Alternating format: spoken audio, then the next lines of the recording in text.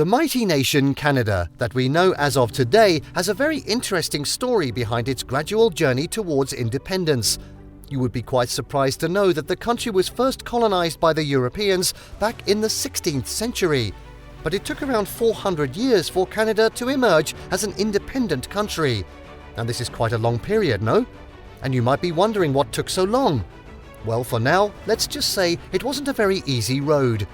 Today, we'll provide you with a breakdown of this bumpy journey of the nation in order to aid you in understanding the underlying dynamics.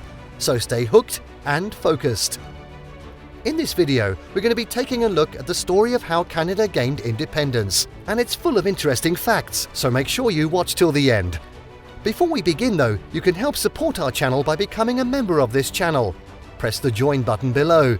This will help us to bring you more awesome explainer videos. So now let's cut to the chase. Early exploration and colonization. The first people to live in Canada were the First Nations people who lived there for thousands of years.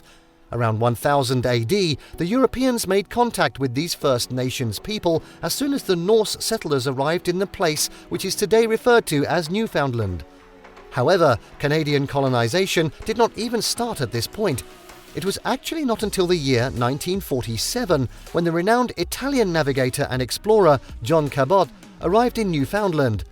You must know that at this point in time, the land that Cabot explored was shortly claimed by two parties, the first one being the Portuguese Empire and the second being the Spanish Crown. And as the books state, the entire voyage of Cabot was fully funded by the UK, so they could very well have claimed the land too if they wanted. But England lagged behind in doing so, and of course this opportunity had to be utilised by some other party, which was none other than France, that claimed the area which they referred to as Canada in 1530. But their claim was not only restricted to the Newfoundland area, but also extended to the eastern Atlantic and going upwards towards the Hudson Bay. Now this is what we call an achievement, isn't it? From here onwards, France worked seamlessly in building up its massive colonies. And perhaps this is when reality check struck England and they eventually decided to step in the game too with full force. They started establishing around Newfoundland, Hudson Bay and Nova Scotia. They eventually developed a taste for Canadian colonialism which was bound to end in war. Now only by hearing this story, we are sure that you could sense the intense tension that was going around in that region.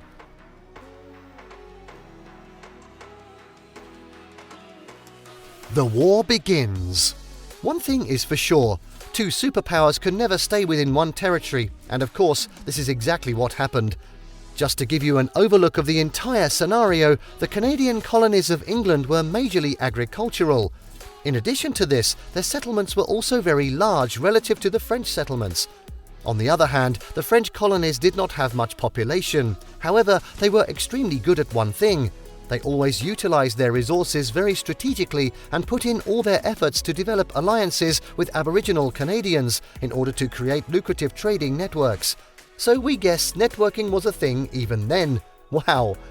So while all this was happening, both France and England were also competing for global supremacy in different parts of the world, and this increased the tension of Canadian colonists against one another. We all know that the British are known for not giving up till the end, and this is exactly what they did.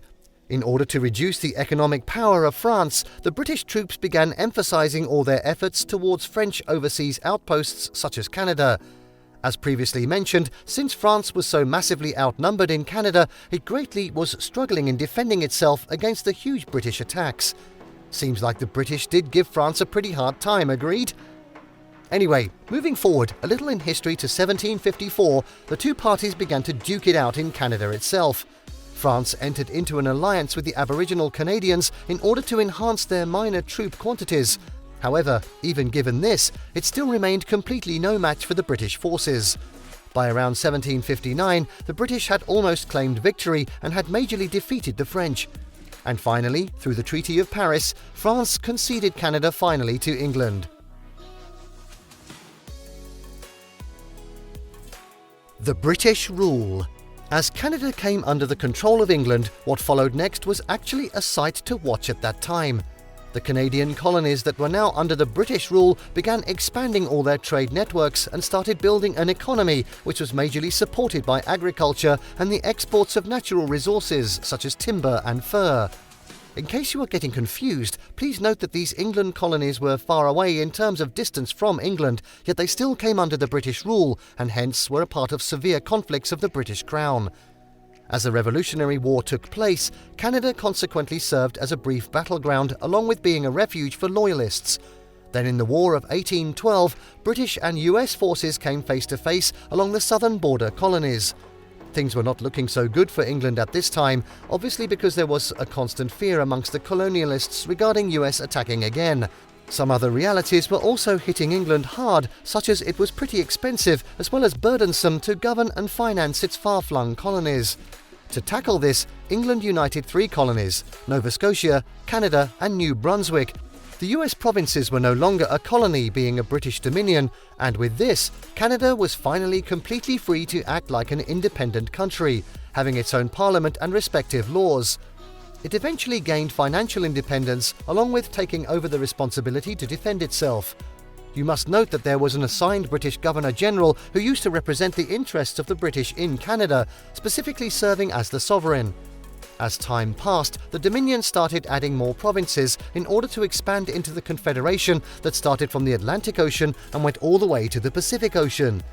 Even during this time, it was under the direct control of the British rule, and the status of full legal autonomy was not fully achieved.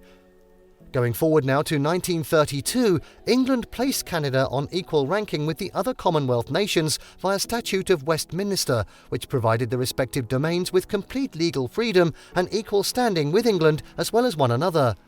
Even with this being in place, England still had the power to modify the Canadian Constitution, and Canada to its fair share of time in cutting its legal bond with England.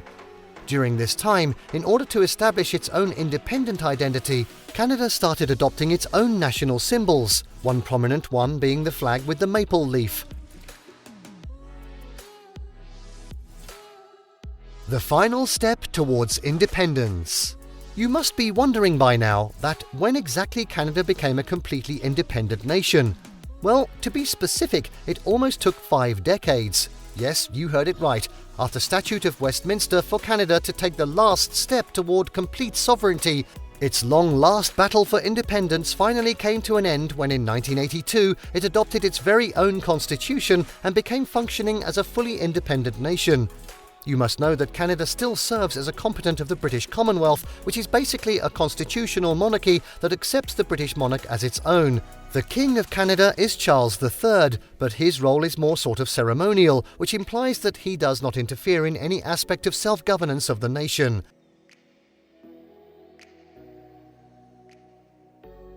Now, with this story coming to an end, one thing is pretty evident. The road might seem bumpy and never-ending, but one should never give up. At least, this is what Canada has taught us. Who would even think that one day Canada would be able to escape the mighty British rule? Well, history is always full of surprises and key takeaways. And there you have the story of how Canada gained independence. Did you like what you saw? Let us know in the comments down below. Share this video with your friends and don't forget to subscribe to our channel for more fantastic explainer videos. See you next time.